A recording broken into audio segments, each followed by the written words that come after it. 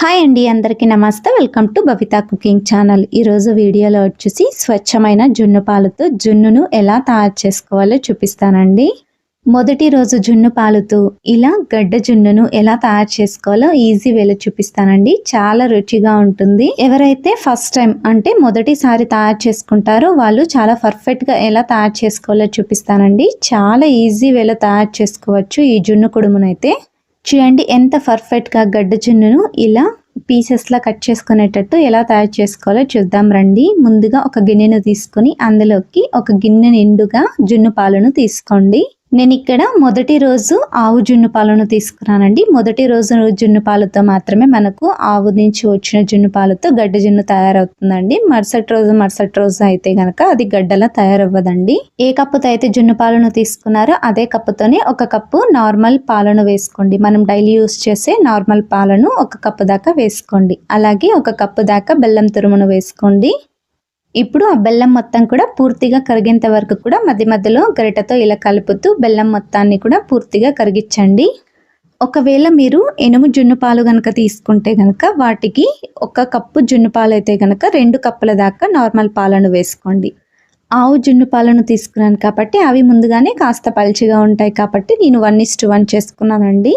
ఇలా మధ్య మధ్యలో కలుపుతూ బెల్లం మొత్తం పూర్తిగా కరిగిన తర్వాత ఈ జున్ను పాలను వడగట్టుకోవాలండి. అందులో ఉండే నలకలు కానీ ఏమన్నా ఉంటే కనుక రిమూవ్ చేసేసుకోవాలి.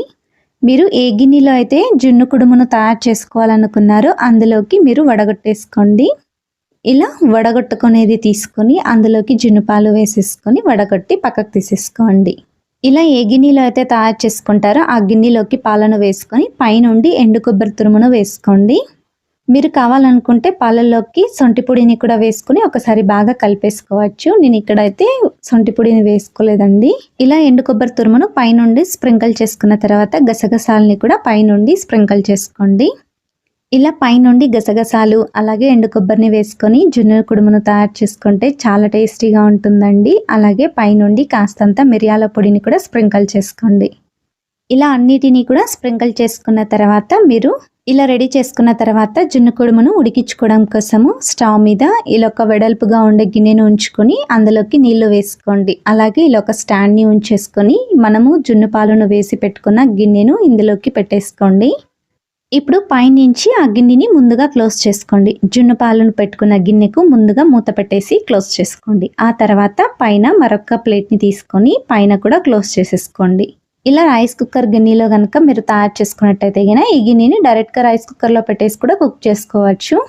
లేదా ఇలా స్టవ్ మీద కనుక ఉడికించుకున్నట్టయితే కనుక ముందుగా హై ఫ్లేమ్లో ఒక 5 నుండి 10 నిమిషాల పాటు ఉడికించండి. ఆ తర్వాత మరి మీడియం ఫ్లేమ్లోకి పెట్టుకొని మరొక 10 నిమిషాల పాటు ఉడికించండి. అంటే టోటల్గా 20 నుండి 30 నిమిషాల పాటు ఉడికించుకోండి. 20 నుండి 30 నిమిషాల పాటు ఎప్పుడైనా సరే మీరు మధ్యలో చెక్ చేసుకోండి. ఒక గరిట కానీ లేదా ఇలా ఒక చాకు కానీ మధ్యలోకి ఉంచి తీసేస్తే కనుక ఎక్కడ కూడా జున్ను అనేది అతుక్కోకుండా రావాలండి. ఈజీగా వచ్చేస్తే కనుక జున్ను అనేది కరెక్ట్గా సరిపోయినట్టు అండి, కరెక్ట్గా చిక్కపడినట్టే. మీరు అప్పుడు ఆ టైంలో స్టవ్ ఆఫ్ చేసుకోండి. ఇలా తయారు చేసుకున్న ఈ జున్ను గిన్నెను పక్కకు ఉంచండి. పూర్తిగా చల్లారేంత వరకు కూడా పక్కన ఉంచుకోండి. పూర్తిగా చల్లారిన తర్వాత సైడ్లో స్క్రాప్ చేసేసుకోండి. ఒక నైఫ్ని తీసుకొని చుట్టూ కూడా ముందుగా లూజ్ చేసుకోండి. అలా అయితే ఈజీగా డిమోల్డ్ చేసుకోవచ్చు. ఇలా ముందుగా నైఫ్తో చుట్టూ కూడా స్క్రాప్ చేసుకున్న తర్వాత ఇలా ఒక ప్లేట్ని ముందుగా గిన్నెకు బోర్లిచ్చేసుకొని ఆ గిన్నెను ప్లేట్ వైపుకి ఇలా బోర్లిచ్చి తీసుకోవాలి. ఇలా గిన్నెను ప్లేట్లోకి బోర్లిచ్చిన తర్వాత పైనుండి ట్యాప్ చేసుకోండి. ఇలా 2 లేదా 3 సార్లు ఇలా ట్యాప్ చేసుకుని గిన్నెని నిదానంగా తీయండి. గిన్నెని నిదానంగా రిమూవ్ చేసేసుకోండి. అలా అయితే జున్ను అనేది ఈజీగా డిమోల్డ్ అయిపోతుంది. చూడండి ఎంత చక్కగా వచ్చేసింది కదా. ఇలా డిమోల్డ్ చేసుకున్న తర్వాత మీకు నచ్చిన సైజులో మీకు నచ్చిన షేప్లో పీసెస్లా కట్ చేసుకోవచ్చండి. ఇలా నైఫ్ని తీసుకొని మీకు నచ్చిన సైజులో మీకు నచ్చిన షేప్లో పీసెస్గా కట్ చేసుకోండి. అంతే, ఎంతో రుచికరమైన స్వచ్ఛమైన జున్ను పాలతో జున్ను కుడుముని ఈజీగా ఎలా తయారు చేసుకోవాలో చూసారు కదండి. ఇలా ఈ పద్ధతిలో మొదటిసారి తయారు చేసుకున్నా సరే జున్ను కుడుమును చాలా పర్ఫెక్ట్గా తయారు చేసుకుంటారండి. తప్పకుండా మీరు ఇంట్లో ట్రై చేయండి ఇలా ఒక్కసారి. ఒకవేళ మీకు జున్ను పాలు గనక దొరకకపోతే గనక ఇప్పుడు ఆన్లైన్‌లో జున్ను పౌడరు దొరుకుతూనే ఉంటుందండి. అది వచ్చేసి కింద ట్యాగ్ చేస్తాను. అలా అయినా సరే మీరు తయారు చేసుకోవచ్చు. సేమ్ ప్రాసెసేనండి.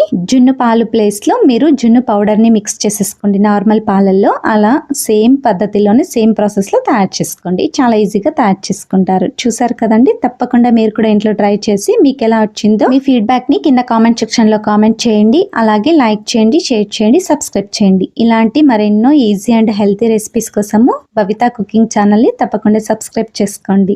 అలాగే తప్పకుండా మీకు ఈ వీడియో కనుక నచ్చినట్టయితే మీ ఫ్రెండ్స్ అండ్ ఫ్యామిలీకి కూడా షేర్ చేయండి. Thank you for watching video.